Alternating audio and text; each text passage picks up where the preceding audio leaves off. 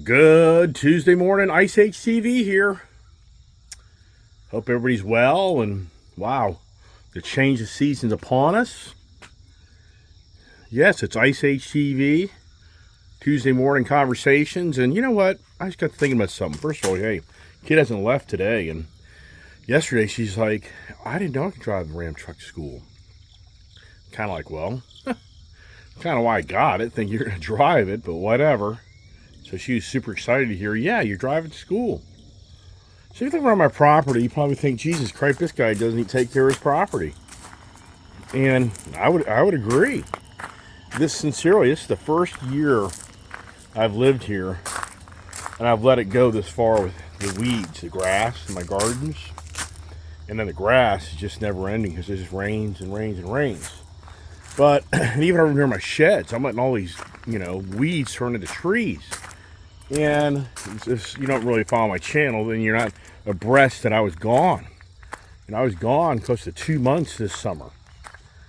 Down in Florida, taking care of my mother and helping family out and spending time with family. When you have an 89-year-old mother and a 90-year-old father, you think to yourself, you better take some time out of your life and spend time with them. And it's not about you. Or is it about you? So, but here's the other thing. Come on, pups. Yeah, I'm just at the age where I hate these total vegetation killer stuff. I mean, typically I spray my property. And that stuff's just nasty. And sure, we all know about the Roundup litigation. So, I just, you read about the people. And you know what? I've been around this stuff for 30 years. I've been taking care of this property. I've been spraying. You have to spray the driveway. It's a lot of work. I have to get my four-wheeler out. You'll spend a day of me spraying all around my property and driveways and fence line and around the house and onto the deck. And the list goes on and on and on. But man, I hate being around stuff. Yeah, well, you wear gloves and got to wear pants and a mask, but I hate that stuff. But you're kind of at the mercy of using that stuff. But this year, I just kind of took the attitude, I just don't want to expose myself to that, and I don't care. Just more on the page. Anyways, all right, so there's F450. That's just a badass looking truck. It's a badass looking truck. For me personally, it's not me. I cannot work out of that truck. It's just no way. There's no way. So that's going bye-bye today. And here's the badass Ram 3500. I think just, badass. The danger for me now is, do I part with another truck to keep this, just to keep things in order? You think it through. It's funny, we had that truck down there, and we had the truck down there at the dealership with this box. It's a shame, that weather guard box. My daughter didn't think it looked very cool. I liked it. And this thing doesn't look right in the 3500 truck right here. So, but here's the thing. I told the guys to lock this truck down, which they did. Nothing happened. But I had a ton of ammo. And I had a shotgun in the back of that toolbox. I think that looks pretty cool right there. But yeah, I'm not going to leave that in there. Come on, pups. Got to get up to the office and start the work day. Got a busy day ahead of me. And, but I think that's just, it looks pretty badass. Whoops, I'm sorry, pup. If you look at it, yeah, it's the routine. There's my CUDA. See that right there? I had one. Oops. All right, let's start the day off. There's the CUDA. That was my favorite product. I was not a Challenger guy. I was a CUDA guy. I thought that had the better lines than the Challenger. There's the wild drinking man, Evel Knievel. If you don't know that or not, but he was an alcoholic. That guy just freaking drank himself to oblivion. That's why he died early in life, believe it or not. And that's why he did all his crazy jumps. He was trashed. Yeah, that's a fact. The Indian stuff here and the Jeep thing. And even though I get critical of the Jeep product, and then I get critical of the Harley product, but yet I have a Harley. So yeah, you probably think to yourself, all right, what the heck is the conversation today on, there's my Corvette. Yeah, Corvette guy. I was on a Corvette. Plymouth Duster, the Demon, the Jeeps, the Chevys. The Chevy guy. I don't have. It's so funny. Where's the Ford stuff besides my one picture over there? I mean, think about it. It's so funny and how my whole theme in my office is Chevy and Dodge Mopar. You know, it's crazy, right? So, anyways, this is pretty crazy. Apparently, let me. Oh, here, got my Supra. Toyota sent that to me. They now have a manual. That's going to be a pretty cool car with a manual. I was a big complaint with that car not being a manual. A lot of people weren't happy. Hey, I bet you these horns are good on that Ram 3500, wouldn't they? Yeah. So, anyways, here's my. That's the only Ford thing in the whole office. It's that right there, the GT500. Yeah, so for the record, I don't sit around and watch TV. I mean, some people may not believe that, but I don't. I'm not a TV guy. You know, it's crazy. My lens looks so dirty. There we go. I think that's a little better. How about that, right? Yeah, trying to keep these lenses clean, these devices is interesting. Yeah, so, you know, what's the conversations this morning? And before I kind of get to that, yesterday, if you watched my video late yesterday evening, I was talking about the GT500 that's no longer going to be built. But yet Ford Motor Company's never announced this. But let me just share with you what this is on a Mustang Forum website. It's talking about this. This is actually Shelby America, okay, that is saying that Shelby American Collection, okay, that's the company, all right, they're saying that production of the Shelby GT500 will end in 2022, and a golden ticket carbon fiber track pack equipped car is even rarer, an instant collectible, so don't miss your chance to win this beautiful modern supercar. Enter today. Make a donation to the Shelby American Collection, and you ought to be blah, blah, blah. Just keep on going. Achievement Carol. So they're making the claim here that, you know, this car, okay, the GT500 will end in 2022. Right, but yet Ford. So I once again, I think that where we're going, because the EV age, and the, you know, I talk about it. My channel's called Ice Age. I called my channel Ice Age because I felt that this is what the conversations would evolve to as time progresses. That's going to be more than ever about the uniqueness of the Ice Age. I mean, that's why I named my channel that. Just for anybody that's watching me, and I like that name, even though I'm sure that down the road, if I ever had a channel, which, yeah, right, became super, super, super duper huge, massive, would the movie rights company go after me for the Ice Age, you know, name, which I'm sure they probably will. Okay, well, we'll cross that bridge when that happens. But until that time, I just can't see it. I'm just a flea in a Sahara desert. And YouTube, I mean, YouTube is massive. There are so many people doing what I do that talk, and, you know, and some people obviously will cater to an individual. They like to listen to them, and others won't. And that's just the free market of the YouTube channel. So going back to this, Ford has not talked at any length about the GT500 going away. So I was telling you yesterday evening, there's nobody here subscribed to my channel that's fixated on GT500. I mean, that isn't my posting. It isn't like this is known as the Mustang GT500, you know, YouTube channel.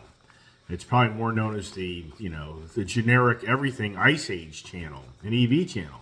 But I'm just wanting to radiate back to people. That's where I got the information.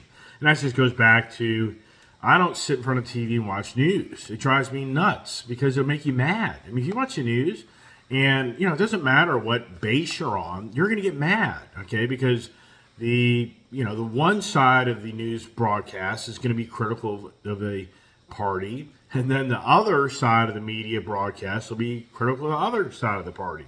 So all it happens is it's just a hate machine. That's all it is. More than ever in our lifetime, what's accepted is just a hate of others. And it's really sad. To me, it's very, very sad that more than ever in our society, that we're separating each other because of government bodies that are supported by media that want to divide us on what is right and wrong.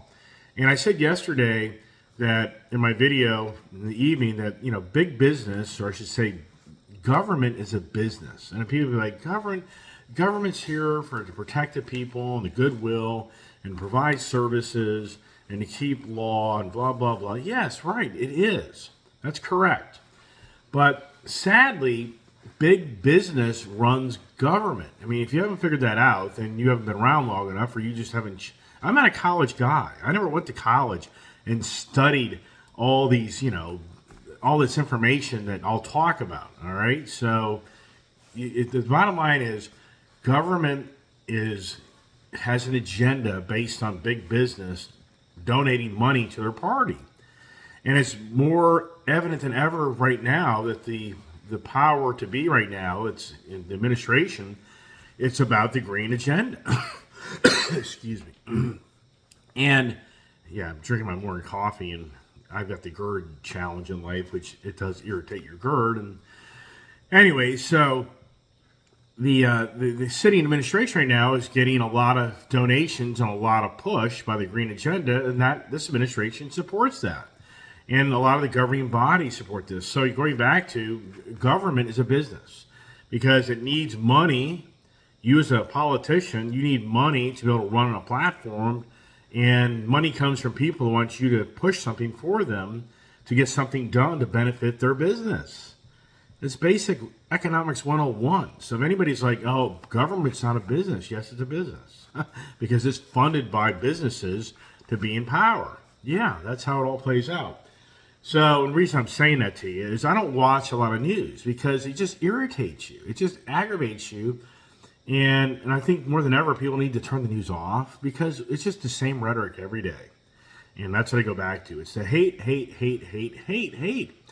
And then people get, convinced as they listen to a person on, the TV to say something that's the law. That's what, it's just sad. So the reason I'm bringing this up is I kind of just see little bits of information here and there. And what I think is really interesting is yesterday I talked about Elon, however you want to pronounce it, Elon Musk of Tesla creating havoc. I mean, I truly believe this guy's creating havoc. And if you step back for a second, look at the Twitter fiasco. I mean, what is he trying to accomplish out of that? That's a lawsuit that's going down right now as we speak. Even though the board members want that big payout for their stock for him to pay for it, and then they'll give two balonies if the thing goes to the ground. They're going to get their payout of that overpriced stock that Elon drove up on the stock market traders. So what I think is interesting about this is apparently, I was talking yesterday about how Elon has created the EV craziness, driving the EV. So Elon now is making an announcement that he's not happy with the government raising, the interest rates. As everybody knows, everybody's abreast that the the Fed is raising interest rates, so it's more expensive to borrow money. But at the same time, it's people who have money in the markets who want to make money off of bonds and savings. It does you a favor eventually. So, but I think this is so classic. So Elon right now is really saying that, hey, the federal government's really going to ruin this country. It's going to ruin the economy because of the higher interest rates that's playing out in the markets. And the first thing that hit me on that statement was, wait a second. Hello, hey Elon, hello.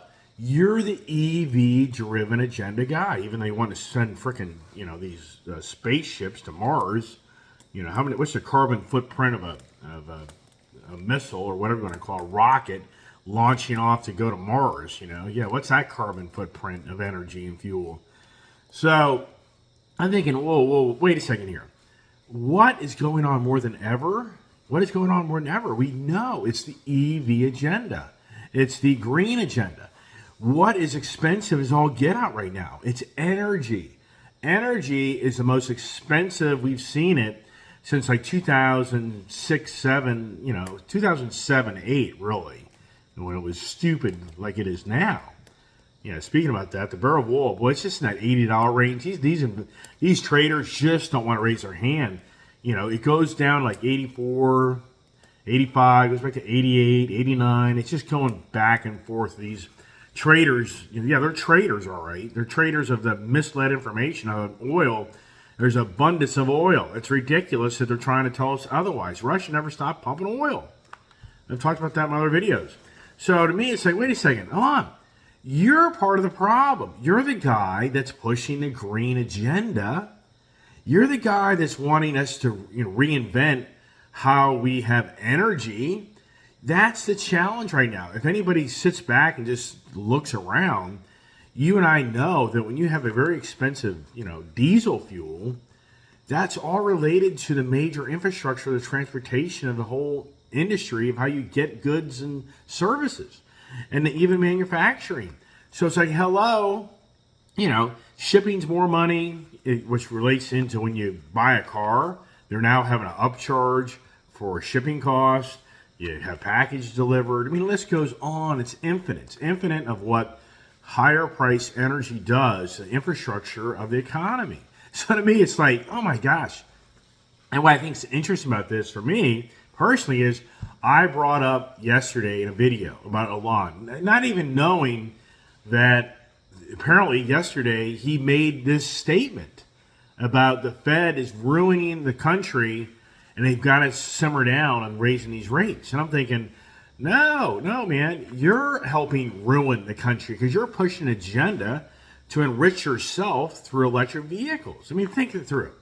Would Elon ever succeeded competing against General Motors, Ford, Dodge on bringing a conventional ICE vehicle to the market? Very challenging. Very, very challenging. Not saying that he couldn't do it, but to carve into that, the big three in this country, and then you take the European market, the Toyota, Mazda, the Koreans, Hyundai, the European brand, BMW, Mercedes-Benz, then, Peugeot and Fiat and Alfa Romeo, keep those things over there, please. Just leave them over there. Stellantis, don't bring that over here. We don't want them.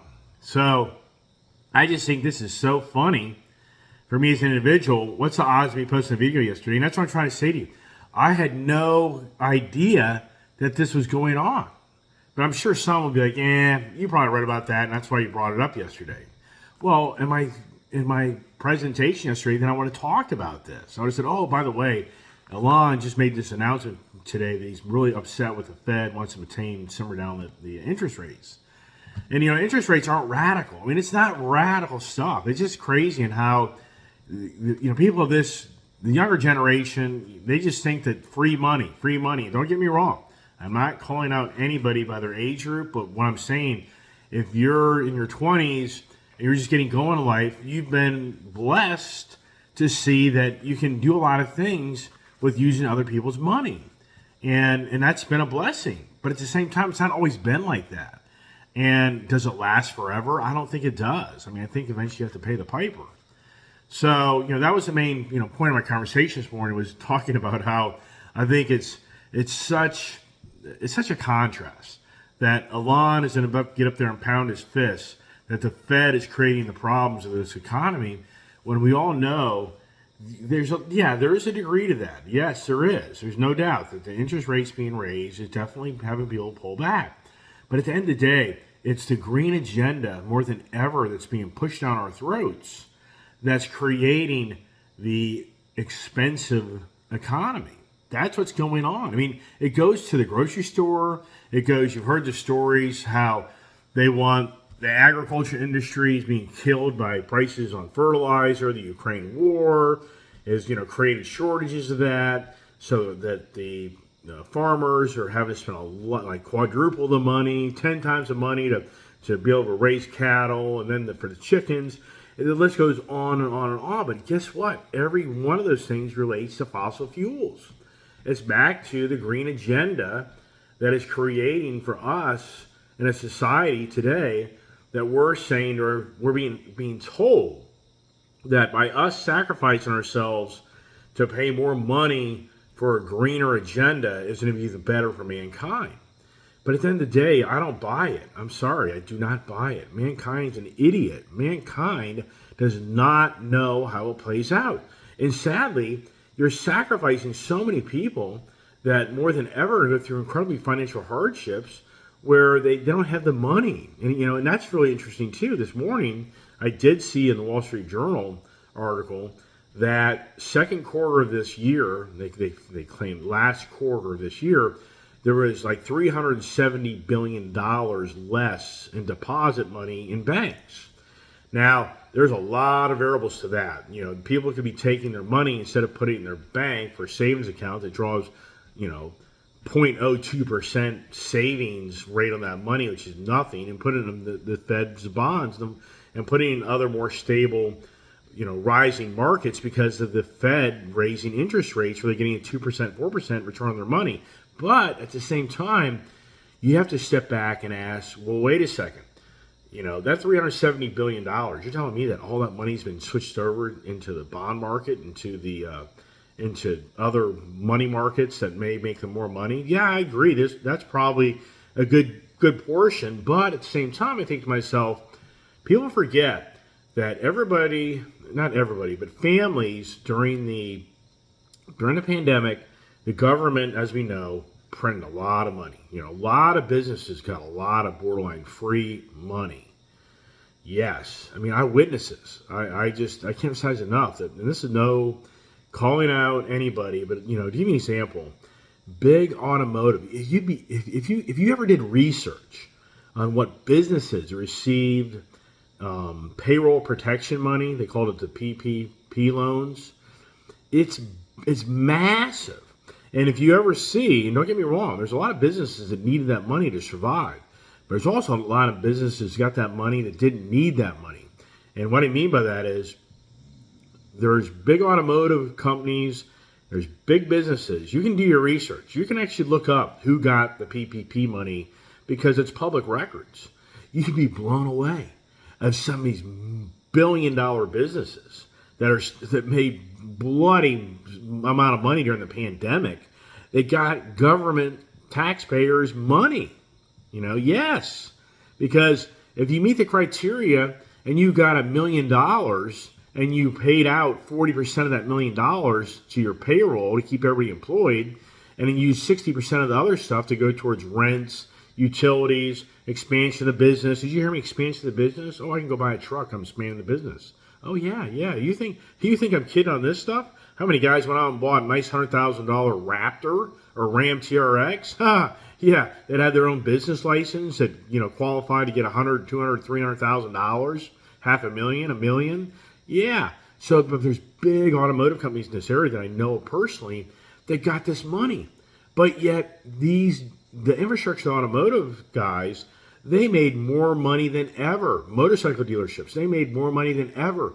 Boat dealerships, they made more money than ever. RV dealerships, these were all people that took that PP money because all you had to show was you had 25%, and my numbers would be off a little bit, but all you had to show to qualify for that loan is you had like 2 consecutive months of like 25 plus less sales in business from let's just say from 2019, let's just say you did $100,000 in a month in sales.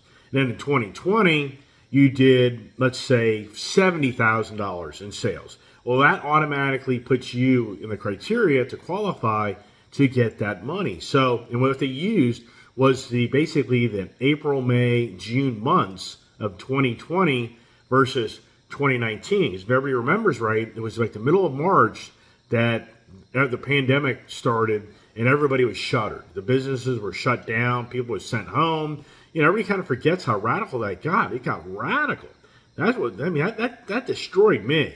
So a year later, basically what happened is the government that like summer rolled out, I think it was like June, I think it was like July or August, I think. Maybe sooner of 2020, you could apply for a PPP loan. And for the record, the former administration started this, which I was against that. I mean, I wasn't like totally against it, but at the same time, and that just shows you on how you can be favoring one party or the other. They all have their problems. Every party has challenges, and every party screws up. So, you can be heck bent on one thing or the other, but all of them have challenges. So here's the thing. These companies got relief to help pay their payroll in order to keep the doors open. But at the same time, I have personal friends that were in the car industry that told me, and motorcycle friends and boat friends, not so much the RV side, but definitely those other three I just talked about. And they told me stories, especially automotive dealerships, when the government opened up the doors again for business to be in business under COVID criteria guidelines, there were people lined up. I have a friend of mine, a good friend that's about my age, and he worked up there at Coons Tyson's Dodge. He said there were people lined up through the parking lot trying to get in that dealership to buy a car. I mean, this is during COVID when you're going to die being exposed to other people. And it went on forever. They couldn't even handle the amount of people that showed up. I'm not embellishing. Motorcycle dealerships, same story. People are lined up. Bicycle shops, fitness shops. I mean, you can go through the list. Boat dealerships. Every brother was idle at home, and they had nothing else to do but go out and spend money because they weren't losing any money, because if they were employed with an employer, they got PPP money, they got guaranteed income.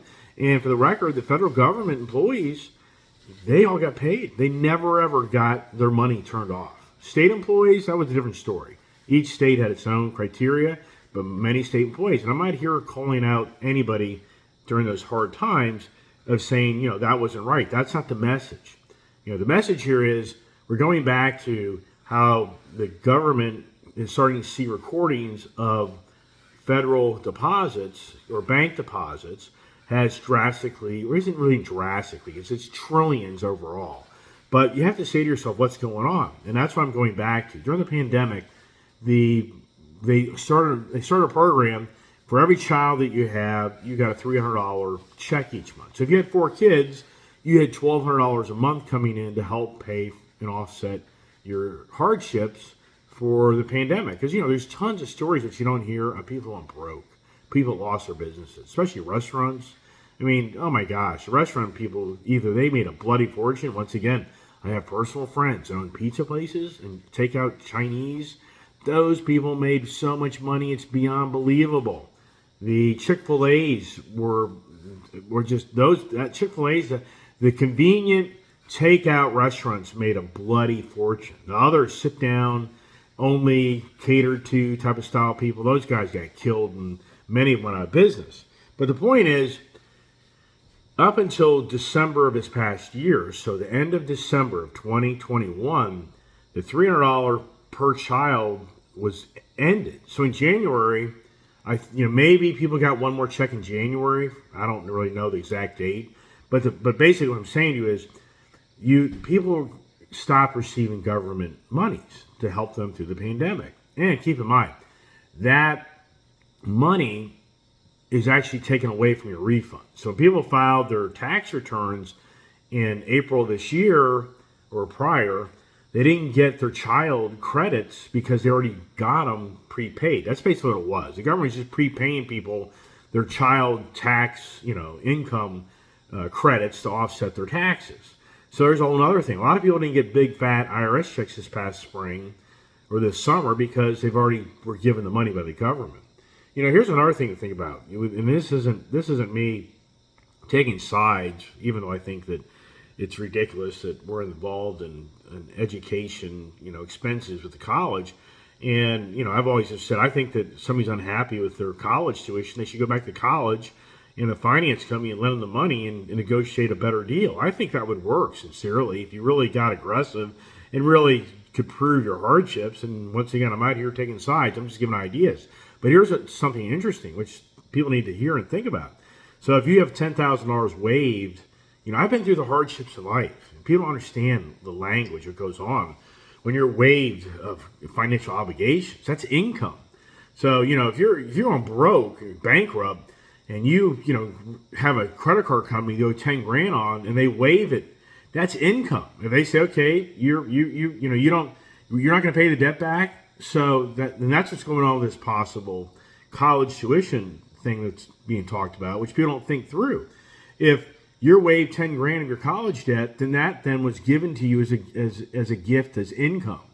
So, I can't be 100% sure, but I'm sure the way it plays out, these individuals are going to get a 1099 that they had $10,000 of income, which you're going to have tax responsibility on, which in turn means that April the following year, you better be prepared to have $3,000-4,000, maybe $5,000 of money to pay against that $10,000. You know, once again, if you're given $10,000 from an employer and you're an independent contractor, it's conservative, like 42-44%. You're paying double taxes. People don't understand that don't employ people. I do. You know, people aren't happy. They get their $1,000 check that was $1,500. You know, they don't get on how, that your employer's having to match taxes, so you're making like 3 to 5% more than you even realize. You know, so that's a whole other conversation. But here the thing is, what I'm saying to you is the monies could be taxable on a person, where it even puts them in the worse shape than having pay their monthly payment on the debt that they owe, which was structured over many, many years. So anyways, here's the message of the day. The EV agenda, the green agenda, is what's driving the inflation more than ever in our country. And yes, there's other things, but it's all energy related. So I think it's just the messages for Elon. He's up there, crying the blues about the Fed, because it's a no-brainer. If his customer base is getting killed on their investments and portfolios, and he has very expensive vehicles, he may be just seeing that, hey, my infrastructure of my electric vehicle business is really starting to hurt from this, even though I think that between Hyundai, BMW, Mercedes-Benz, Ford, General Motors, Stellantis, the paint's on the wall, that, the heyday for Elon to be the unique only brand electric vehicle is going away. I think in the end, Elon's just going to cash out on his infrastructure. That's why he's building these massive battery factories, because he just knows that that's just a golden ticket for him to eventually release the reins to get his billions of dollars. There's no doubt in my mind that Tesla will be merged into with somebody else. Somebody else will take it over. I think it's just probably within the next 2-3 years, would be my guess, once the big auto really starts to have an impact in his product line, and when he gets paid out for his Tesla charging stations, which to me is the biggest joke in the world, that all these gas stations are buddying up with Tesla. That's a proprietary product just for Tesla. I don't get that at all. That would be, a monopoly. If gas stations only allowed to fill up Mercedes-Benz, and they were just building gas stations to fill up Mercedes-Benz, that's a monopoly. Where's the FTC? Yeah, where are they right now? Hello. Anyways, everybody, hope everybody has a blessed Tuesday, and hit subscribe or share my channel with others. And once again, I hope you guys have a great day, and stay tuned for more adventures as I drive a truck to Coons Baltimore Ford. And here's the danger. When I get there, what happens? Do I drive home the F-250 Tremor truck? Do I let them write me a check to keep it? Does something else show up? Then I'm like, oh, Jesus Christ, here we go. All right, stay tuned, and everybody have a